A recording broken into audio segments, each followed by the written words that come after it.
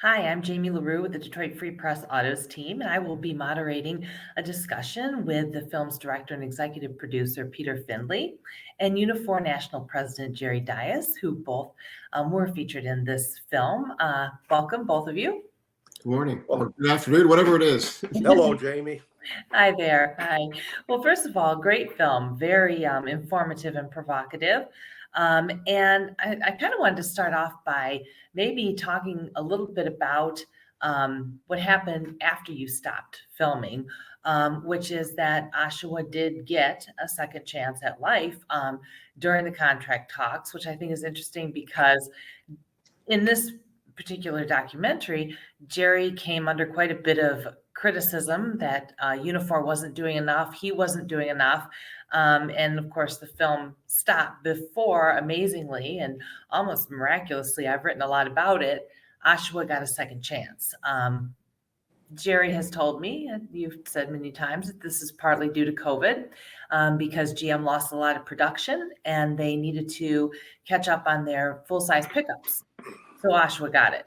So Jerry, do you want to talk a little bit first about, let's just kind of pick up there so the audience knows that that it will be starting production again later this year. What happened for that reversal of fate? Well, a couple things happened. What the documentary didn't show is we did come to a deal with GM in around May or June of 2019, where instead of a complete closure, they agreed to turn the plant into an aftermarket program and also agreed to maintain the integrity of the plant, which means the ability to build future vehicles. And that came after a massive campaign organized by our union, everything from ads in the Super Bowls to the Emmys, the Academy Awards. We played ads on, Detroit Piston games, Toronto Maple Leaf. Look, we had one hell of a strategy to get GM's attention here in Canada, and we did. GM went from number one in sales in Canada to number 4. And so we certainly got their attention. But like you said, we went into bargaining in September of 2020, and by then the pandemic was well on its way. And it was also clear that the auto industry was flat, and one thing that the manufacturers needed was more volume. So it was all timing for sure. And plus, GM didn't want another big blowout with us, I would expect. So cooler heads prevailed, and we ended up negotiating their hottest selling items, which is pickup trucks. So as we are here today, the first wave, aside from the original 300 that were doing the aftermarket work, got hired. There should be over the next few months, we're launching in January, so there'll be about 1,600 people. And I expect by August of next year, we should be up to 2,600 people in 3 full shifts. So let's just say it had a happy ending. And how many of those people will be from the original that lost their jobs and will be returning versus brand new hires? Do you have? It'll be a hybrid of both. Mm-hmm. We had a lot of people that took retirement incentive packages. Mm-hmm. We have a lot of members that have moved on with their life. But GM is actively seeking those that worked there before because the training curve would be non-existent. So why wouldn't you hire people who have all the skills and the ability? So they're going to pick and choose who they hire. No question about that. But I think you're going to see a hybrid because it just makes sense. So it is a happy ending, but it's still a very powerful story. And I think it's something that serves as a warning that this can happen again. It's not over. It never is. And so, Peter, if you want to talk a little bit about what sparked your interest in this, because when GM made the announcement in November of 2018, they announced 4 other facilities that they plan to permanently shutter in North America. And you chose to focus on Oshawa. And I kind of want you to talk a little bit about why. Yeah, well, I've been working at Durham College, which is located in Oshawa, and I've been interested in labor issues for many years. I was a producer at the Canadian Broadcasting Corporation, where I did a lot of stories. They were sort of free trade related. So I've been tracking this story for many years. Back in the 80s, there was a very robust debate within Canada about the impact that it was going to have on manufacturing. There were a lot of people led by the trade union movement to a large degree. There's a lot of talk about how it would devastate the manufacturing base. And over the years, sure enough, there has been quite a remarkable reduction in production.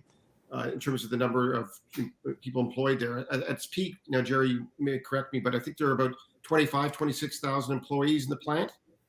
Back in its heyday, we had Yeah. 22,000 in Oshawa. Correct. Yeah. So it was a massive facility. I think it was the largest in the world at one point. Over the succeeding decades after free trade came in, there was a gradual erosion of the workforce. And by the time I got teaching in Oshawa, it was down to 2,500 GM employees roughly.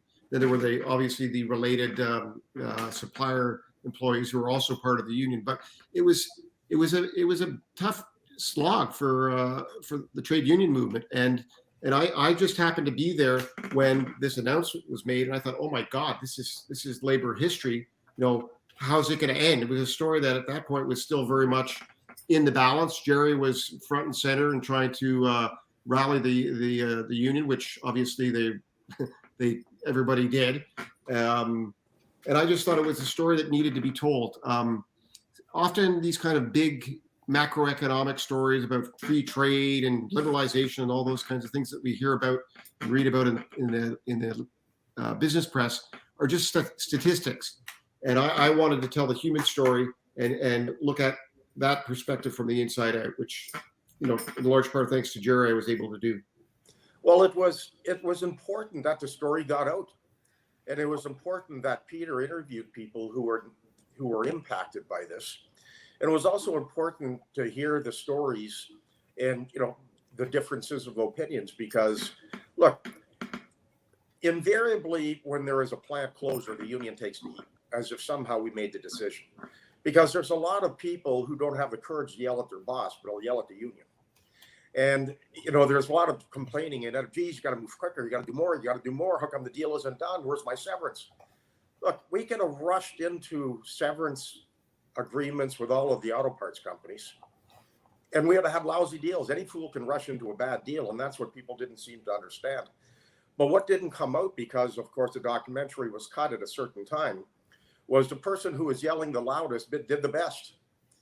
The plant, Siva, where the person who was the most critical of me in the documentary, ended up with 3 times what he was entitled to contractually in severance, but it never came out. That's just because of the eventual ending of the filming. But it turned out, I'm looking forward to Peter doing the sequel, so that I won't look like such a horse's backside. Well, my perspective on it is that when there's a plant closure like that, everybody suffers. Yep. It's largely driven by bottom line concerns by the corporation, which is their MO. That's what they're there for. But I wanted to look at the community impact, and for people who are in the labor movement, I mean, there's the concern about this being part of a continuum, and where is it going to end? We need to have solid middle class, good paying jobs for people in Canada and the US, obviously, to make our domestic economies viable. I mean, we can't continue this, shipping stuff offshore and kind of abandoning what historically has been the core of our economies. Well, if you look at what we've learned during the pandemic, we learned how unprepared we were as a nation to deal with the most basics in health. So with the elimination of the manufacturing sector through so many terrible trade deals, we lost our way as a country. We couldn't even make masks. We didn't have anybody that made personal protective equipment, no vaccines, nothing. So that's what happens when you outsource your safety. So of course, when push came to shove, all of those manufacturing facilities that were deemed obsolete, and we're talking now about the gig economy, who pivoted? The manufacturing sector. GM, for crying out loud, and Oshawa ended up making millions of masks. So it showed how important the manufacturing sector was when we hit the pandemic. It wasn't the stockbrokers and lawyers on Bay Street and frankly, a lot of workers who are deemed essential by capitalism. It was the workers on the ground that really pulled together. Who are the essential workers? Grocery store workers, PSWs and long-term care facilities. I can start to walk through. So there's been a raging discussion going on since the announced closure of GM in Oshawa to where we are today as to what jobs really are necessary. Sounds like you do have a follow-up there, Peter. Yeah, well, I mean, I think it's a continuing important story, and yeah, I'd love to get back into Oshawa. I mean, there's all sorts of stuff going on now. Obviously, in the whole COVID era, it's really brought into high relief, as Jerry says, what's deemed essential and what, as a society and a country, we really need to value and champion. I do want to ask you both about a couple of striking scenes I noticed in the film that I wanted to talk a little bit about. First of all, from my experience with Jerry, who's been very open and available to me as a reporter, I do know he's a private person, very keeps his personal life very private. Yet he did let you into his home, and there were some very revealing and vulnerable conversations that Jerry, you had with your father on camera. I want to talk a little bit about that. I mean, how come you were open to allowing that kind of access to your personal life, behind the scenes, that kind of thing, and how comfortable were you with that? Well, my father lives in Oshawa, and his neighbors are GM retirees. My sisters are both retired, living in Oshawa. My niece and nephew both lost their jobs when General Motors in Oshawa closed. So you're right. I am very reluctant to ever have my work life cross with my personal life in a visual way, because of safety concerns predominantly. I get death threats like crazy. I mean, I'm taking a position right now on mandatory vaccinations, and the police are very busy dealing with the whack jobs that are out there threatening me online, on Facebook, everything else. So I just don't need that type of exposure, and I don't need my family in any way, shape, or form in harm's way. But my father is such a key figure in my life. I look to him for advice. There's no question who the father is and who the son is, and so we don't cross those lines. I have a very close relationship with him. He was very involved in the labor movement, and so if we're going to talk about the impact on families and on communities, my family lived it. Yeah, for me as a filmmaker, I mean, one of the things I was really trying to achieve was allowing the characters, Jerry being one of the central characters, an opportunity to really be multidimensional. I mean, as you said, Jerry took a lot of heat during the lead up to the shutdown, and I think a lot of people, both in the labor movement and in the public, don't really know Jerry Dias as a person, and don't really appreciate the degree to which this is a personal a battle for him. I mean, this guy didn't just come off the shelf, as a fully formed union leader. I mean, he's got a tradition going back in his family to probably Jerry, the 50s, 60s anyways, Yep. Grew up at the foot of his father, who was a trade union president, local president in his own right. So, I mean, it just goes to show you how profoundly personal these labor struggles are. They're not just about, puffing up your numbers and trying to make yourself look good. It's something that runs to the core of the people like Jerry. Well, I've written about this from the beginning, basically. And I do remember Unifor being incredibly aggressive in its drive to push back against General Motors, much more so than the UAW was. It was very impressive. Yet in the film, it's still not quite enough for some people in some of the members of Unifor. And I know when I talked to Jerry about this in the past, I remember you said to me, Jerry, that you're always going to have critics because you're in a position where you have to make decisions. You can't always get everything you want. You can't get it all. You have to get what you can get and the best thing you can get.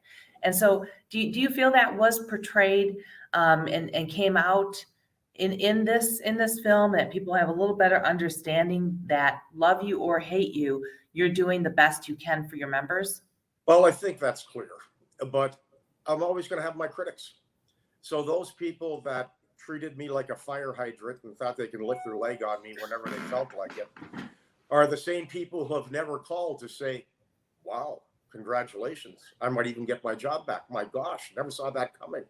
So those that yell and scream, that 3%, 5%, I'm used to it. And frankly, I don't care one way or the other. They don't impact my life one way or another.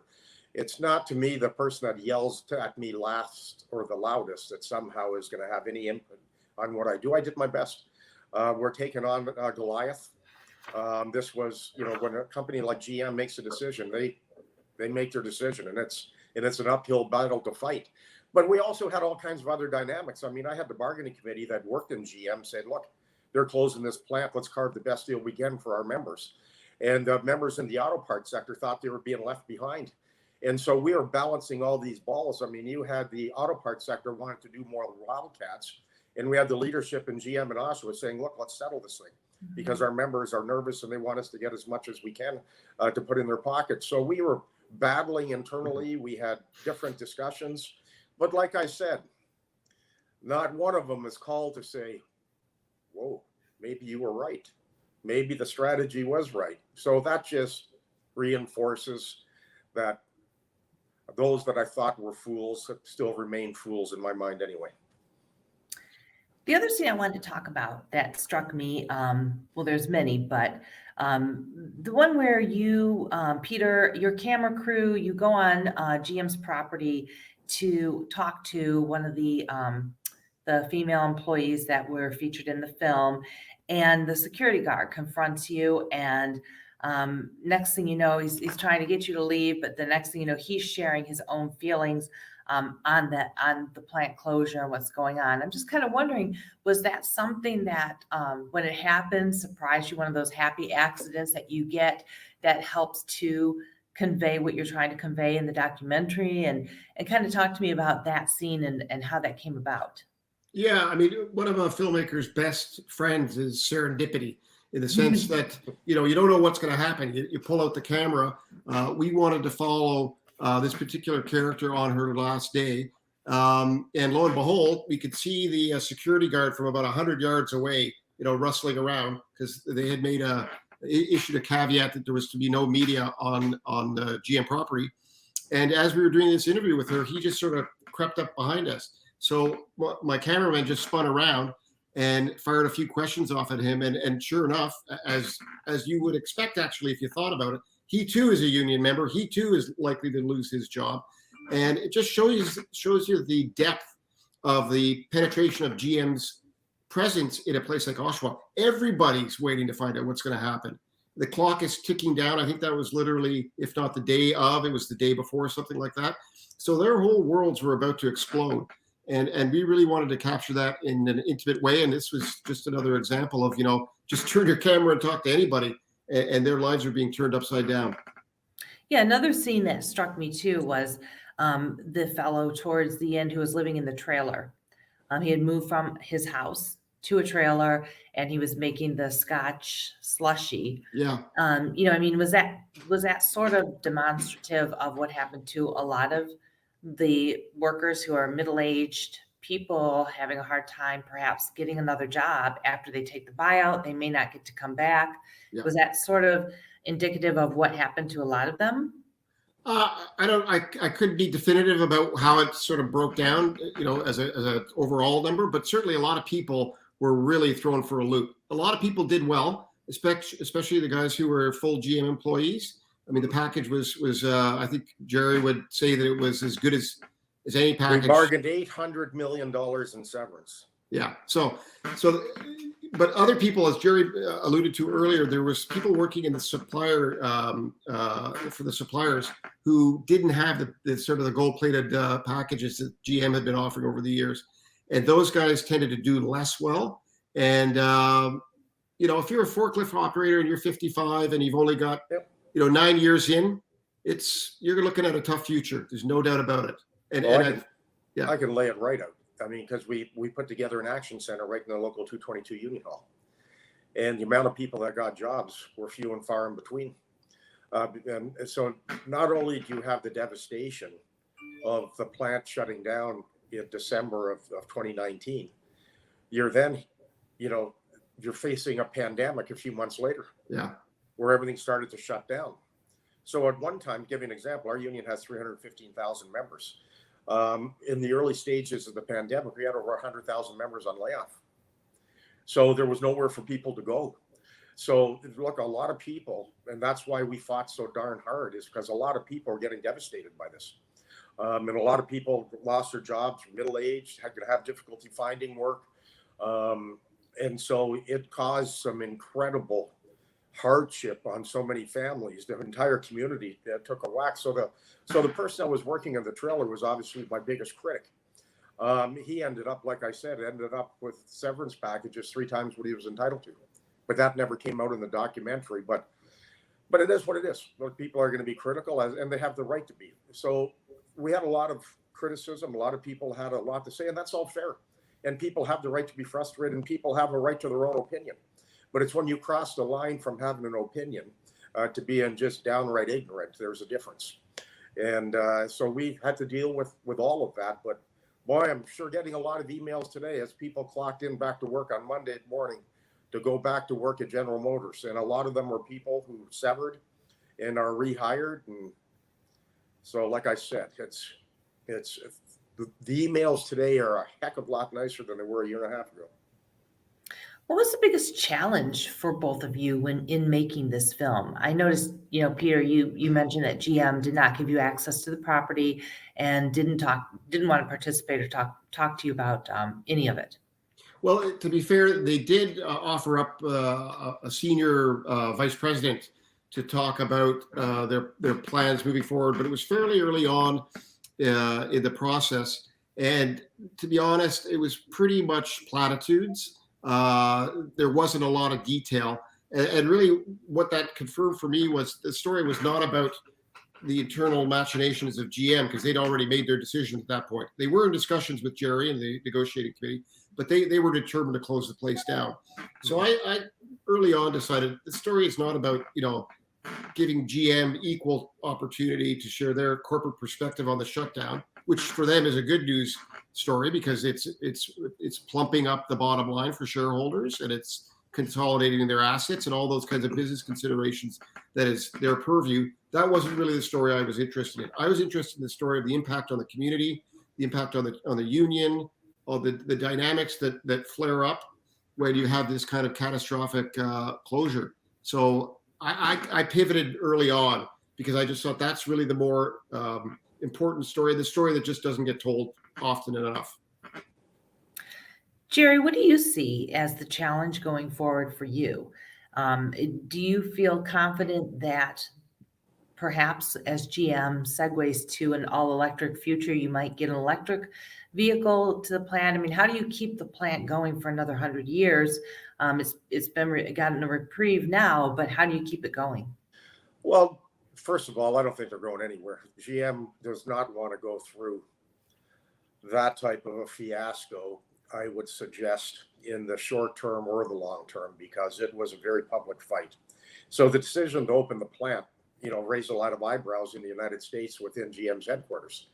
But GM will also reluctantly admit off the record that closing the plant was a mistake. It was one of their best plants. It always has been one of their best plants. If you can imagine, as the plant was winding down, we won the awards for the best quality vehicles that they built, pickup trucks, and a plant that was closing. So it spoke a lot about our members. It spoke a lot about their integrity. It spoke a lot about their desire to produce. So look, the industry is going to pivot to electric vehicles, but it's not for 20 years either. Like, we don't have the infrastructure in Canada, the United States. It's going to be a slow process. But always remember, in 20 years from now, it'll probably be about a 50-50 split between battery electric vehicles and gas vehicles, which means somebody's still going to have to build gas vehicles. So it's nothing that's going to transform tomorrow, but you have to keep an eye on the future. And like I said, as long as we're at the top of the food chain as it relates to the quality in vehicles that we build, we're going to be in good shape. And the governments today in Canada are acting much differently as well. They watched the auto industry in Canada go from number 4 in the world in assembly to number 12. And they said, hey, hold on here. This is an $80 billion a year export industry. And eyes are all open as a result of the closure in GM and Oshawa. And I would say there's a demonstrated desire to make sure we don't go down that road again. And I think there's a much better commitment here all the way around.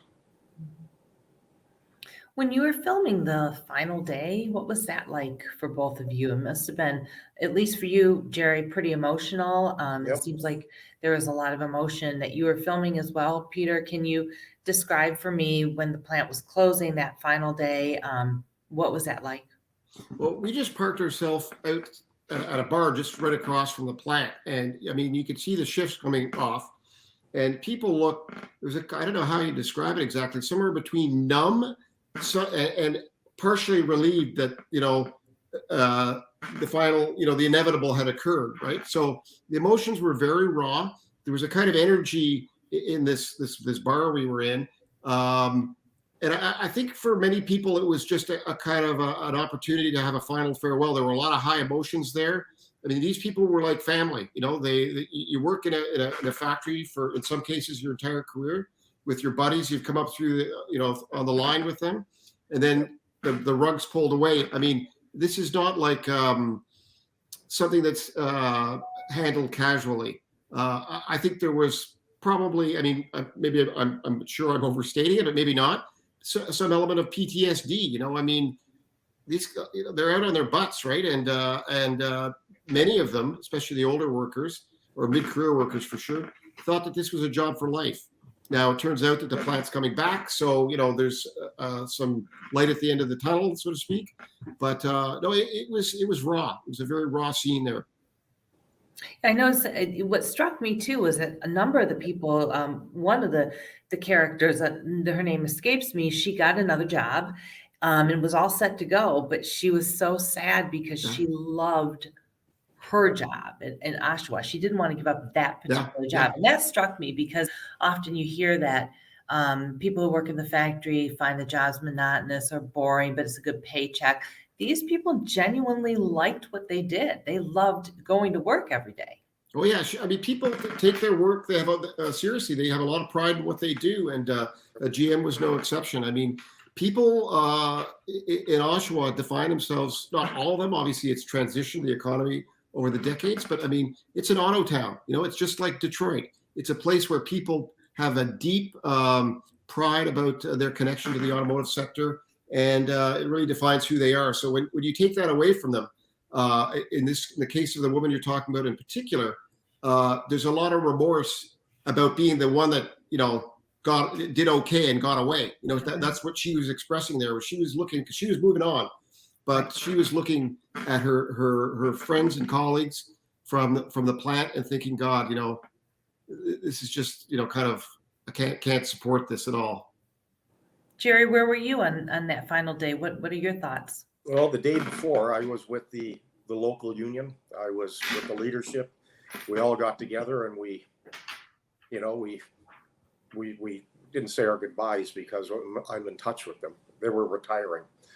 So we spent it together. And then it was an incredibly sad day. The day of the closure, of course, I sat and did more media and to get our message out, because it was a terrible day, but I was not throwing in the towel. And so the message on the last day is, okay, the plant is going down today, but it's not dead, because we had already did the deal with GM that was going to maintain the integrity of the plant, and we were pivoting to an aftermarket. So the message that day was, we might be down, but we're not out. So that's what I was doing on the last day. The day before, I was with the local union leadership, and we're I can tell you, Jamie, that not happy. For me on the last day, this is literally the last shift coming off the line. It was a bitterly cold December day. It was beautiful clear skies, but the mood was very bleak. People because GM had said, that's it, we're pulling the plug. At that point, there was still a hope that things would be returned, but it was a complete unknown. All that was known was that there was no plan to return at that point. So I mean, for me, it was quite emotional to see that. I'd never seen that kind of a mass trauma, inflicted on a community like that. I mean, you're talking about thousands of workers. Mm-hmm. Yeah. Well, we're wrapping this up here. I'm just about out of time, but I really appreciate the insights that you've both shared. And I guess just ask Jerry, are you sleeping better now? These days, you had a lot of stress under your belt there for a while. How are you sleeping these days? I sleep reasonably well, just not long.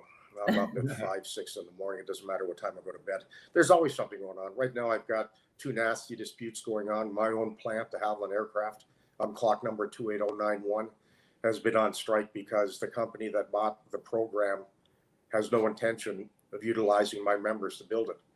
And that's been there. The de Havilland aircraft has been in Downsview for 100 years. And then we have another mess going on. So there's always something. We have 3,000 collective agreements in our union, which means 3 expire every day. Yeah. So there's always turmoil. So let's just say I'll never die of boredom. But you sell it, the bottom line is you have to celebrate your victories because heaven only knows things go wrong a lot. And Right. I would say to you that as workers started to enter the assembly plant in Oshawa again on Monday, the first wave of hires coming back to work, I slept really well that night. Peter, any final words? Well, just a general observation, having come through this whole process over the last couple of years, that it was really a pretty profound honor for me to be able to tell a story of what happened in Oshawa, and to get it as close to being right, whatever that is, as I could, and to be a witness to a part of Canadian history that just doesn't get enough light shone on it. So it was an important film for me, and I hope it was an important film for the labor movement and more broadly, just to engage people in these kinds of discussions. Okay, very good. Thank you both. And a big shout out to Jerry for expediting things, because he was really instrumental. Are you kidding? Thank you, my friend, for telling the story. It needed to be told. And thank you, Jamie. Yeah, thank you both. I appreciate it. Thank you. Take care. Bye-bye. Bye.